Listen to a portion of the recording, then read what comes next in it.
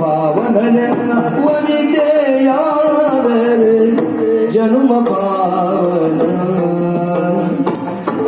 ಈ ತನುಜ ಮಂತ್ರಿಯ ಕಪಟ ನುಡಿಗಳ ಗಣಿಸಲೇಖ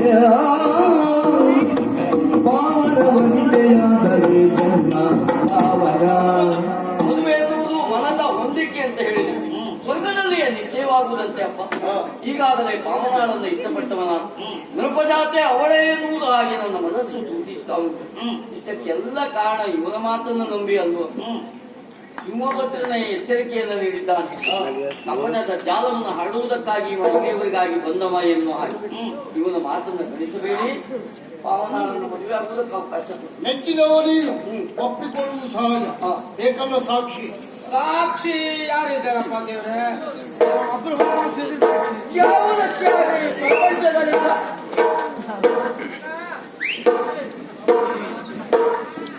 ಮಹಾರಾಜರಿಗೆ ನಮೋ ನಮಃ.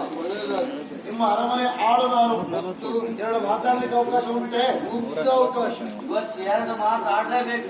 ನಾಳೆ ಮಾಡುವ ಇಲ್ಲಿ ನೀನ್ ಮಾತಾಡಿದ್ರೆ ಮತ್ತೆ ಯಾರು ಮಾತಾಡಿದ್ರು? ನೀನು ಗಣಿ ಬಸ್ಲಿಕ್ಕಿದ್ದೇನೆ. ನೀನು ಮಾತಾಡಿದ್ರೆ ಕಡಿಮೆ ಆದ್ರೆ ನಾನು ಮಾತಾಡ್ತೀನಿ. ನೀನ ನಂಗೆ ವರ್ತಮಾನ ಬಂತಲ್ಲಿ ಎಂತ ಬರ ನಿಮ್ಮಿಂದ ಅವನೇ ಹೆಚ್ಚು ಮಾತಾಡ್ತಿದ್ರು. ನಮಸ್ಕಾರ ನಮಸ್ಕಾರ. ಶುಭವಾಗಲಿ ಮಗು. ಮಗು ನಮ್ಮ ಅಜ್ಜ ಇರುವ ಯಾವ ಬಾಲ ಪೇಟ್ರಿ ಬಾಲ ಹಿರಂಜಲ್ ಬಾಲ ಏನಪ್ಪ ಏನ ಹೇಳ್ತೀನಪ್ಪ. ಈ ಮುಖದ ಪರಿಚಯ ಆಗ್ತೀನಪ್ಪ. ಪ್ರತಿನಿತ್ಯವೂ ಲಕ್ಷಾಂತರ ಜನರನ್ನು ನೋಡುವ ಪ್ರಧಾನಮಂತ್ರಿ ನಾನು. ಲಕ್ಷಾಂತರ ಮಂದಿ ನೋಡೋ ಪ್ರಧಾನಿ ಇರುವುದು ಒಬ್ಬರೇ. ಅವ್ರು ಕೆಲಸ ಬೇಡ. ನೀನು ಏನು ಬಲ್ಲ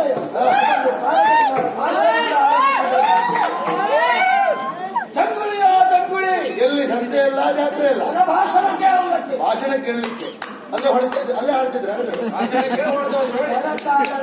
ಹಾಗೆ ಮೇಲ್ಮಟ್ಟವಾಗಿ ಯೋಚನೆ ಮಾಡಬೇಕು. ಅದು ಕೆಲವರು ಮುಖ ನೋಡಿ ಕೊಡುದಿಲ್ಲ ಮಾರೆ. ನೋಡು ಸರಿಯಾಗಿ ಇನ್ನು ಕೆಳಮಟ್ಟ ಬರ್ತಾ ಉಂಟು ಈಗ. ಏ ಅಲ್ಪಮತಿ ಹೇಳ್ತೀರಟ್ಟಿ ಏ ನಿನ್ನ ವಿಷಯ ಉಳಿದವರಿಗಾದ್ರೂ ಗೊತ್ತಿಲ್ಲ, ನನಗೆ ಸರಿ ಗೊತ್ತುಂಟು. ನಿನ್ನ ಚರಿತ್ರೆ ಓದ್ಕೊಂಡೇ ಬಂದವ ನಾನು. ಅವನ ಚರಿತ್ರೆಯ ಪುಸ್ತಕವೇ ಉಂಟು. ಪುಸ್ತಕ ದಪ್ಪ ಉಂಟೇನಪ್ಪ? ದಪ್ಪ ಉಂಟು. ಅದು ಎಷ್ಟೇ ಪುಸ್ತಕ ಉಂಟು? 420. ಪ್ರಧಾನ ಅಲ್ಲ, ಆದ್ರೆ ನನ್ನ ಕುರಿತಾಗಿ ಒಬ್ಬ ಪುಸ್ತಕವನ್ನು ಬರೀತಾನೆ ಅಂತಾದ್ರೆ ಆ ಮಹಾಪುರುಷ ಯಾರು? ನಿಮ್ಮ ಅಪ್ಪಯ್ಯ. ನನ್ನ ಮಗ ಇದ್ದಂತೆ ಸಾಯ್ತಂತೇಳಿ ಮತ್ತೆ ಮನೆಗೆ ಹೋಗಿದ್ದಾವ. ಹಾಗಾದ್ರೆ ಇವ್ರು ಮಾತ್ರ ಸರಿಯಾಗಿ ನಂಬೇಡ ನೀವು. ಇವಂತ ಒಂದು ನನಗೆ ಗೊತ್ತುಂಟು. ನಿಜವಾದ ರಾಜಕುಮಾರಿ ಯಾರು? ಮಾವನ.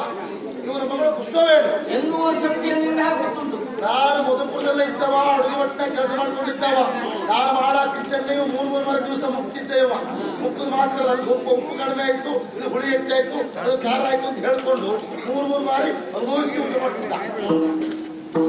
ದಿವಸ ಒಂದು ಪಾಯಸ ಆಗ್ಬೇಕು ಅವನಿಗೆ. ಪಾಯಸ ಜಾಸ್ತಿ ಕೊಡಂಬೆ ಹಾಕ್ಬೇಕು. ಅದು ಹಾಕ್ತಾರೆ ರುಚಿ ಯಾವ್ದದು? ಇದ್ರೆ ಆಗ್ಬೋದು. ತರಬೇಕಿತ್ತು ನೀನು. ಇದ್ದವ್ ಕತ್ಕೊಂಡು ಹೋಗ್ತಾ ಹೌದಾ? ಅದು ಕಾಳು ಮಂತ್ರಿ ಅವ. ಅಯ್ಯೋ ಎಲ್ಲಿವರೆಗೆ ಕೇಳಿದ್ರೆ ಉಪ್ಪಿನ ಜೀವವನ್ನು ಕಳ್ತನ ಮಾಡುವಂತ ಮಂತ್ರಿ ಅವ. ಅವರಾಗಿ ನೋಡು ಒಂದು ಬರೀ ಉಪ್ಪೇ ಉಂಟು. ಎಲ್ಲೆಲ್ಲ ಮಾತಾಡಿ ಅಡುಗೆ ಬಟ್ಟೆಗಳಾಗಿ ಇವರ ಅಡುಗೆಲ್ಲ ಬಾಯಿಗೆ ಹಾಕ್ಲಿಕ್ಕೆ ಆಗಲ್ಲ. ಹೊರಗಟ್ಟಿದ್ದೇವೆ. ಸೇರನ್ನು ಹೀಗೆ ತೀರಿಸಿಕೊಳ್ತಾ ಇದ್ದಾರೆ ನಗಬೇಡಿ. ಹೌದಾ? ನನ್ನ ಎಲ್ಲಿಂದೇ ಹೊರಗೆ ಹಾಕ್ಲಿ, ನೀ ತಲುಪಿಸಿ ಮಾಡಿ ಬೇಡ. ನನ್ನ ಜಾಗ ನಿನ್ ಸಿಕ್ಕಿಲ್ಲ, ಬೇರೆ ಬಂದಲ್ಲಿ ಕೂತ್ಕೊಳ್ತಾ ಬಿಟ್ರೆ ಮಹಾರಾಜರೇ. ಎಲ್ಲಿವರೆಗೆ ಕೇಳಿದ್ರೆ ಮಹಾರಾಜರು ಬಂದಂತ ಪಾಪಿ ಇವನೇ. ಭೂತ ಇಲ್ಲ, ಬರೀ ಬೊಮ್ಮಡಿ ಹೆಚ್ಚಿ ವರ್ಷ. ಒಮ್ಮೆ ಬಾಯರಿದು ನನ್ನನ್ನು ನುಗ್ಗಲಾರೆ. ಇನ್ನು ಹೊತ್ಕೊಂಡು ತಲುಪಿಸಿ ಆಗಿದೆ ಉಮ್ಮದೇ ಅವಾಗ. ಖಗೋಳ ಮಂಡಲವೇ ಒಮ್ಮೆ ಕಾಳಚಿ ಬೀಳು. ಯಾವ್ದು ಕಾಕರ ಮಂಡಲ? ಆಕಾಶ ಕೇಳಿದ ಬಿಡುದಿಲ್ಲ ಅಂತ ವಿಶ್ವಾಸ ಉಂಟು ಅದಕ್ಕೆ. ಆದಿಶೇಷ ಎಲ್ಲಿದ್ಯಪ್ಪ? ಒಮ್ಮೆ ಕಚ್ಚಪ್ಪ. ಯಾರಪ್ಪ ಕಚ್ಚಪ್ಪ? ಅದು ಏನಪ್ಪ? ನಿನಗೆ ಯಾವ ಶೇಷನು ಕಚ್ಚುವುದಿಲ್ಲ. ನಿನಗೆ ಕಚ್ಚು ಇದ್ರು ಒಂದೇ ಹಾವು. ಯಾಮನ್ನು ಉಂಟದು ಬಿಳಿ ಹಾವು, ಸಣ್ಣದು ಕಡಮಾಳ ಹಾವು. ಕಡಮಾಳ ರಾಷ್ಟ್ರ ಸಚಿವ ನೀತಿ ಕೆಟ್ಟವನೇ ಹೇಳು. ಅಲ್ಪ ಪ್ರಮಾಣದ ಯಾವುದನ್ನು ಸಹಿಸಿಯಲ್ಲ. ಪಾಪ ಪರದೇಶ ಅಡಿಗೆ ಬಟ್ಟು ಕೊಡ್ತಿದ್ದೆ. ಮತ್ತೆ ಅಡಿಗೆ ಬಟ್ಟರಿಗೆ ಕಷ್ಟ ಗೊತ್ತಿಲ್ವಾ ಹಗಲು ಅಡುಗೆ ಮಾಡ್ಕೊಂಡು ರಾತ್ರಿ ಬಂದಿದ್ದು ಗೋಳ್ ಬೇಕಾ ಅದು ಹೇಳುದಿಲ್ಲ ಮಾಡಿದ್ರು ನರ್ಸಿ ಭಟ್ರು ಊಟ ಇಲ್ಲ ಕೆಲವು ದಿವಸ ಒಂದು ಅಣ್ಣ ಕೊಟ್ಟರು ಇಬ್ಬರು ಅಡುಗೆ ಮಾಡಿ ಮತ್ತೆ ಹೊರಟ್ಬಿಟ್ರು ಮತ್ತೆ ಅಧ್ಯಾಪಕ ಅವರೇ ಅಲ್ಲ ಅವ್ರು ಮಾಡಿದ ಅಡುಗೆ ಅವರು ಊಟ ಮಾಡೋದಿಲ್ಲ ಅದು ಒಳ್ಳೆ ಕೊಡಲ್ಲ ಮಗಳ ಮೋಹಕ್ಕೆ ಒಳಗಾಗಿ ಸ್ವಲ್ಪ ಚಿಂತೆ ಮಾಡಿದ ಸತ್ಯ ನನಗೆ ತಪ್ಪಿದ ಪ್ರಭೋ. ನಂಬೇಡಿ ಒಂದು ನಂಬೇಡಿ ಮಗಳೆನ್ನುವಂತ ಮೋಹ ಮಾತ್ರ ಪ್ರಭೋ. ಒಮ್ಮೆ ಈ ಸಮಾಜ ಪಾಠದಲ್ಲಿ ಹಾಗೆಲ್ಲ ಮರ ವಿಜ್ಞಾನದಲ್ಲಿ ಅಂತ ಉಂಟು ಹೇಳಿ ಪ್ರಪಂಚ ಕಲಿಸುವಂತಹ ಕೀಟವನ್ನು ತಿಂದು ಕಪ್ಪೆ ಕಪ್ಪೆಯನ್ನು ತಿಂದು ಹಾಲು ಹಾವನ್ನು ತಿಂದು ಹೊತ್ತು ಹೊತ್ತನ್ನು ಹೊಡೆದು ಬೇಟಗ ಒಟ್ಟಾರಿಯಾಗಿ ಒಂದು ಹೀಗೆ ಸಾವಿನ ಸಮಾಜ ಮೇಲೆ ಮತ್ತೊಂದು ಜೀವಿತ ಬದುಕನ್ನೇ ಕಟ್ಟಿಕೊಳ್ತದೆ. ಇದರಲ್ಲಿ ಕೀಟವ ಕಪ್ಪೆಯ ಹಾವ ಹತ್ತ ಬೇಟೆಗಾರ ಈಗ ನೀನೇ ತಿಂದ್ಕೊಂಡು ಸತ್ಯ ಅಂತ ಹೇಳ ಅವ ಮಲಿನಾಯ ಹೋಲಸ ಅದನ್ನಾದರೂ ತಿಂದೇ ನೆನಪಿಟ್ಟ ಬದುಕುವುದಕ್ಕೆ ಬೇಕಾಗಿ ವಿಶ್ವಾಮಿತ್ರರು ನಾಯ ನಾಯ ಮುಚ್ಚ ವಿಶ್ವಮಂತ್ರ ನಾಯ ಮಾಂಸ ಯಾಕಾಗಿ ಶರೀರ ಮಾಧ್ಯಮ ಕಲ್ಪಾಡೆ ಸಾಧನ ಅದು ಧರ್ಮ ಸಾಧನ ಅದಲ್ಲ ಪಾಪ ಶರೀರದಲ್ಲಿ ಕೊಲ್ಲಬೇಕು ನನ್ನ ಶರೀರದಲ್ಲ ನೀರಿನ ಕೋಶ ಉಂಟು ನೋಡು ಅದರ ನಾಲ್ಕದ್ದು ಅವನಿಗೆ ವಕೀಲ ಮಂತ್ರಿ ಇಲ್ಲ ನೀವು ಮನೆ ಕೊಟ್ಟು ನಿನಗೆ ಕೊಡ್ತೇನೆ ನನ್ನ ನಾಲ್ಕಲ್ಲಿ ಪ್ರಪಂಚದಲ್ಲಿ ಕೊಲ್ಲುವವ ಯಾವತ್ತೂ ಶ್ರೇಷ್ಠ ಅಲ್ಲ, ಕಾಪಾಡುವವ ಮಾತ್ರ ಶ್ರೇಷ್ಠ. ನೆನಪಿಟ್ಕೊ. ಇದೆಲ್ಲ ಪುಸ್ತಕದ ಬದನೆಕಾಯಿ ಮತ್ತೊಬ್ಬರಿಗೆ ಉಪದೇಶಕ್ಕೆ ಮಾತ್ರ ಹಾಗಾದ್ರೆ ಇವರಿಗೆ ಮಾತಾಡ್ಲಿಕ್ಕೆ ಅವಕಾಶವೇ ಇಲ್ಲ. ಯಾರು ನಂಬರು ಇವಳು ನಂಬೇಡಿ ಯಾಕಾಗ್ತಾಳೆ ಇವಳು ಅಂತಲ್ಲ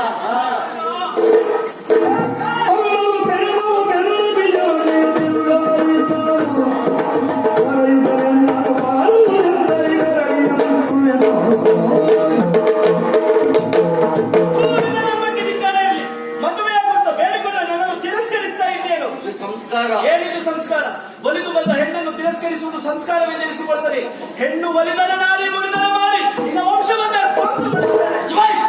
ಆಡಿದ್ದೆಲ್ಲ ಮಾತು ಉಂಟಾಗುವುದಿಲ್ಲ. ಇದಕ್ಕೆ ಹೊಗಳುವುದು ಅಂತ ಹೇಳ್ತಾ ಇದ್ದ ನಿಂತದ್ದು ಕಾಂತಿಯ ಆಸ್ಥಾನ ಎನ್ನುವುದನ್ನು ನೆನಪಿದೆ. ನಮ್ಮ ಕುಟುಂಬ ನಾಶ ಮಾಡ್ತಿ, ವಿಶ್ವವೇ ನನ್ನ ಕುಟುಂಬ ಎನ್ನುವ ಹಾಗೆ ಬದುಕಿದವರು ನಾವು. ನಮ್ಮಂತನೂ ಹಾಗೆ ಸುದ್ದಿ ಬಂದು ಹಬ್ಬನ್ನು ಬಿಡ್ಲಿಕ್ಕಿಲ್ಲ. ನೆನಪಿಟ್ಕೋ. ಅಪ್ಪ ಬನ್ನಿ ಅಪ್ಪ ಮಗಳನ್ನೇ ಉಸಿರ ದೇಶವೇ ದೇಗ ಭಗದಗಿದು ಉಜ್ವಲ ಇನ್ನೊಂದು ಮಗನ ನಿನ್ನೆಯ ಹೊಗೆಯ ಕವನ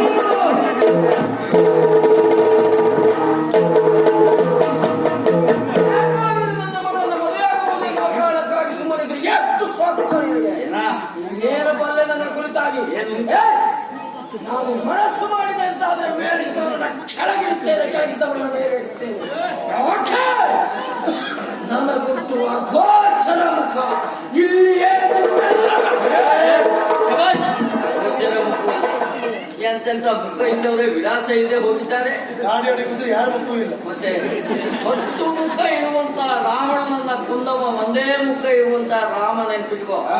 ಪ್ರಪಂಚವನ್ನೇ ಸೃಷ್ಟಿಸಿದಂತಹ ಬ್ರಹ್ಮದೇವ ಅಕ್ರಮವಾಗಿ ಒಂದು ತಲೆಯನ್ನ ಸೃಷ್ಟಿ ಮಾಡಿದ. ಅಕ್ರಮ ಸಕ್ರಮ ಮಾಡ್ತಾರೆ. ಅದನ್ನು ಬ್ರಹ್ಮದೇವನಂತೆ ಉಳಿಸ್ಕೊಳ್ಳಿಕ್ಕಾಗಲಿಲ್ಲ. ಹಾಗಿದ ಮೇಲೆ ಇವನದೊಂದು ಹೊಸ ಪ್ರಸಂಗ, ಒಂದು ಅಗೋಚರ ಮುಖ. ಬ್ರಹ್ಮಕಪಾಲದಂತ ಹಳೆ ಪ್ರಸಂಗ ನೋಡ್ಬೇಡ್ದವ್ರ ನಾವು. ನಿಂದೆಂತ ಗೋಚರ ಮುಖ ಒಬ್ಬನೇ ಆ ಕಡೆ ಬಾ, ನನ್ನ ಮತ್ತೊಂದು ಮುಖ ತೋರಿಸ್ತೇ ಬಾ. ಮೊನ್ನೆ ಒಂದು ದೊಡ್ಡ ಕೊಡು ತಲೆ ತೆಗೆದಿದ್ದೀವಿ.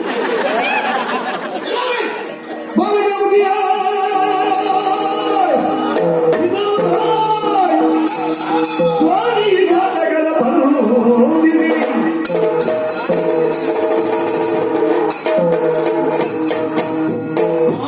ಅಷ್ಟು ಅಪರಾಧ ಕ್ಷಮೆಯ ಪ್ರಶ್ನೆ ಇಲ್ಲ. ಮತ್ತೆ ಇಬ್ಬರು ತಲೆಗಂಡ ಹಂಗೇ ಅಲ್ಲ. ಮತ್ತೆ ಯಾವ ಮಧುಪುರದಲ್ಲಿ ಜಲಾನುರಾಗಿಯಾಗಿ ನಿಂದಿತನಾಗಿದ್ದನು ಅಲ್ಲೇ ತಲೆ ಕರಿತೇನಂತೆ. ಈಗ ಅದಲ್ಲ ಬಂದನವ ಕರ್ಮ ಕಾಮ ಜಾತಿ ಮತ್ತು ಪಟ್ಟ ಸಾಯಿಸಿದೆ. ಅಪ್ಪ ಮನಸ್ಸು ಸರಿಯಾಯಿತು. ಹಾಗೆ ಹೋಗಿ ಹಾಗೆ